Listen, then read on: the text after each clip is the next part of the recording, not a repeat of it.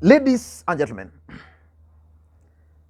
President Uhuru Kenyatta and his deputy Dr. William Samoei Ruto today led the country in viewing the body of the former president Mwai Kibaki at Parliament building. And I followed that event. And two things are always important in understanding politics. The first thing normally is the seating arrangement.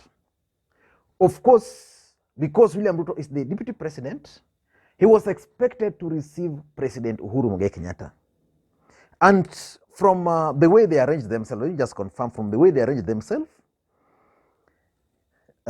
just a minute. From the way they arranged themselves, there was the deputy president, then there was the Speaker of the National Assembly, Justin Muturi, and then there was Speaker of the Senate. Ideally, that's how it should be. So the sitting arrangement in that matter, for this matter, they were standing and the rest was okay because the president, actually the protocol in this matter was okay because the president was supposed to be received by the deputy president who was supposed to greet him. Then from the deputy president, he was supposed to greet the Speaker of the National Assembly, who was the host, and then the Speaker of the Senate, and I think then the majority leaders of both houses, minority leaders of both houses, and then going forward like that. That happened.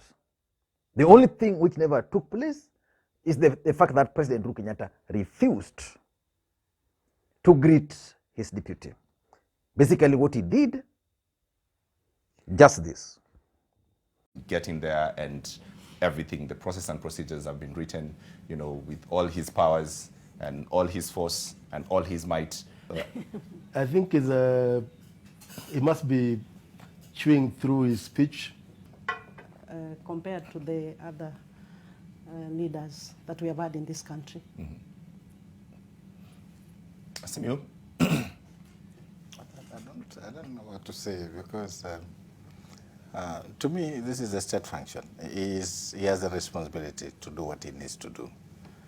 He might have his own personal emotions, he might have his own personal thinking, but I think it's a job he has to do and he will do it, whether it's emotional.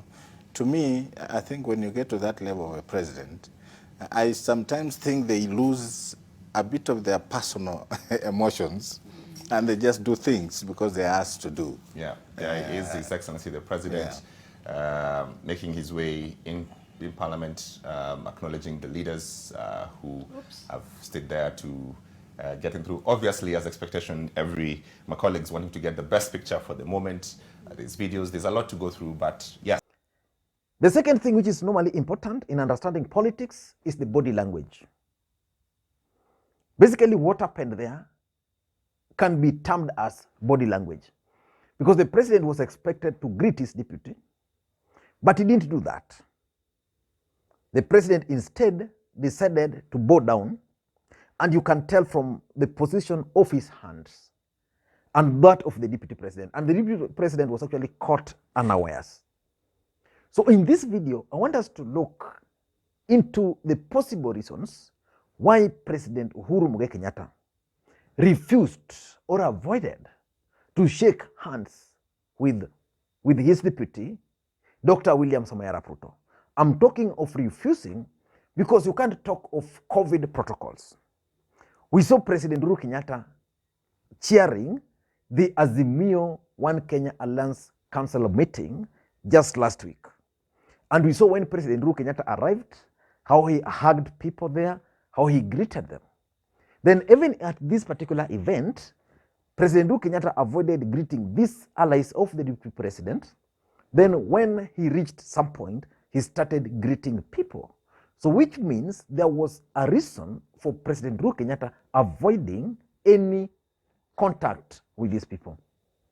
So before we go into all those details, for those who are watching this channel for the first time, I want you guys to take a second or two, click that subscribe button so that next time we produce a video like this, YouTube will automatically notify you. And the subscribers, I want to continue to thank you guys for your continued support, because without that support, this channel cannot be where it is. Now, let's get back to business. Why do you think President Uhuru Kenyatta refused, because that's the right word, to shake hands with his deputy and his allies? Why? In my view, the first thing the president was, the first reason in my view is the fact that President Uhuru Kenyatta was actually or literally trying to avoid any contact with William Ruto and his team.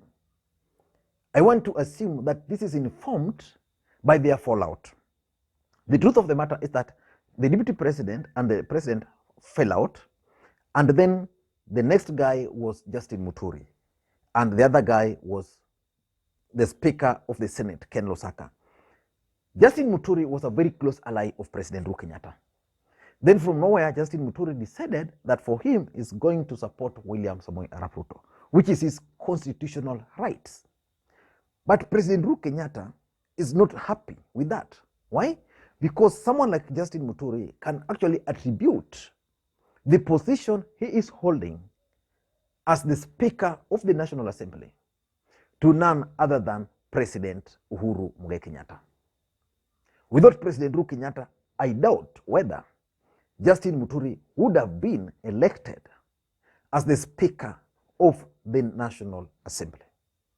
So when he decided to dump President Uhuru Kenyatta and opt for Ruto, I think the president never took it lightly, and that explains why they've never met. So the president, in my view, was trying to avoid a situation where he was going to have contact with these guys and maybe share one or two with them, because there's no way he would have greeted Ruto and failed to ever say hi, you know, share one or two between their ears there. So that's the first reason. He just didn't want anything to do with these people. And some people are saying that when he reached at Kalonzo Musyoka's, where Kalonzo Musyoka was, he greeted Kalonzo. I didn't see that, but you could tell that Kalonzo Musyoka and William Ruto had kind of, their body language was telling. These are guys who are very close, very free. You could tell. But the deputy president and the president, serious tension per square kilometer. There is this photo of the deputy president relegated some back there while the president is greeting these other guys. So I don't know whether the security guys blocked him, because the deputy president is seen still doing this. So that's the first reason. Number two, I also tend to think that President Uhuru Kenyatta understands politics and understands the power of communication in politics. He also understands the power of propaganda. Having a handshake with the president, with the deputy president, William Ruto, at that point would have meant that William Ruto's allies and his team were going to take his photos. And this is something which he would not have wished to happen, especially when Raila Odinga was not there. Because one of the issues which is coming up is the fact that there's a fallout and that these guys can actually go back to each other. They can get back to each other. So a photo opportunity would have been the best for the DP and his team, because now they are dealing with the politics of the larger Mount Kenya region. And you know, President Uhuru Kenyatta has intelligence. Probably he had been told. I want you just to look at that photo of Kalonzo and Ruto.